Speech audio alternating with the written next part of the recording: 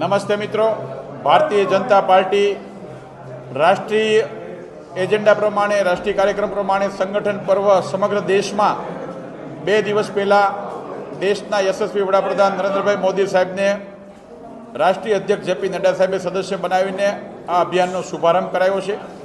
ગઈકાલે ગુજરાત પ્રદેશના અધ્યક્ષ આદરણીય સી આર પાટીલ સાહેબે ગુજરાતના લોકપ્રિય મુખ્યમંત્રી આદરણીય ભૂપેન્દ્રભાઈ પટેલ સાહેબને પાર્ટીના સદસ્ય બનાવીને ગુજરાતમાં આ અભિયાનની શરૂઆત કરી છે. આજે રાજકોટ મહાનગરના આંગણે અમારા સાંસદ સભ્ય આદરણીય રૂપાલા સાહેબ, સૌ ધારાસભ્યો, સૌ આગેવાનોને પાર્ટીના સદસ્ય અમારા શહેરના અધ્યક્ષ આદરણીય મુકેશભાઈ દોશીના હસ્તે બનાવીને રાજકોટ મહાનગરમાં શુભારંભ કરવા જઈ રહ્યા છીએ. 2 દિવસથી સમગ્ર દેશમાં જબરદસ્ત કાર્યકર્તાઓમાં ઉત્સાહનો માહોલ છે. ગુજરાતમાં પણ ગઈકાલથી કાર્યકર્તાઓ જબરદસ્ત ઉત્સાહ સાથે પાર્ટીના સંગઠનના પ્રાથમિક સભ્ય સૌ સમાજના સૌ વર્ગના લોકોને બનાવી રહ્યા છે. આજે રાજકોટમાં પણ શરૂઆત થઈ રહી છે.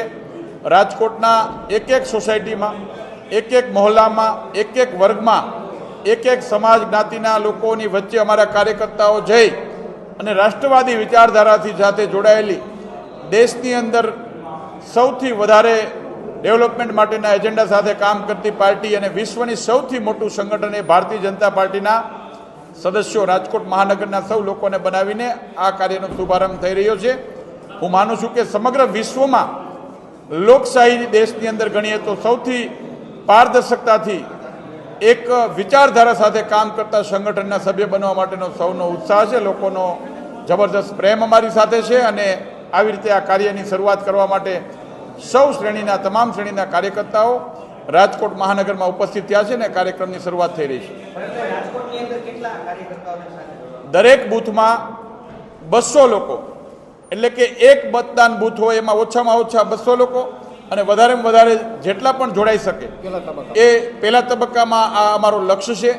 દરેક જ્ઞાતિ, દરેક સમાજ, દરેક ધર્મ અને દરેક વ્યવસાય સાથે જોડાયેલા વિવિધ કાર્યકર્તાઓને, સમાજના વિશિષ્ટ મહાનુભાવોને, સમાજની અંદર સેવા કરતા સામુદાયિકના લોકોને આ પાર્ટીના અભિયાનમાં જોડવાનો અમારો પ્રયત્ન છે.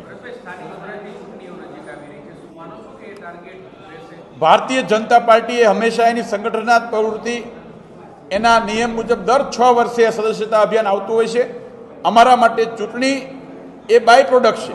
અમારા માટે અમારી વિચારધારા, અમારા સંગઠન ને અમારા કાર્યકર્તાઓની ઘડતરની આ પ્રક્રિયા એ પાર્ટીના ઉદ્ભવ કાળથી અત્યાર સુધી નિરંતર ચાલી આવતી પ્રક્રિયા છે અને ચોક્કસ એજન્ડા સાથે કામ કરતી પ્રક્રિયા છે. એટલા માટે આમને ને ચૂંટણીને કોઈ લેવા દેવા નથી. સ્થાનિક સ્વરાજ્યની ચૂંટણી ખાસ કરીને ગ્રામ્ય લેવલ પર વધારે આધારિત છે. આપ ગ્રામ્ય લેવલનું પણ નેતા છો અને જ્ઞાન ધરાવો છો ગામડાનું, તો અત્યારની પરિસ્થિતિને લઈને શું લાગે છે, ખાસ સૌરાષ્ટ્રના ગ્રામ્ય વિસ્તારમાં પણ આપે જોયું કે ગઈ લોકસભામાં બધી જ સીટોમાં ખૂબ સારી લીડ સાથે ભારતીય જનતા પાર્ટીના ઉમેદવારો જીત્યા છે.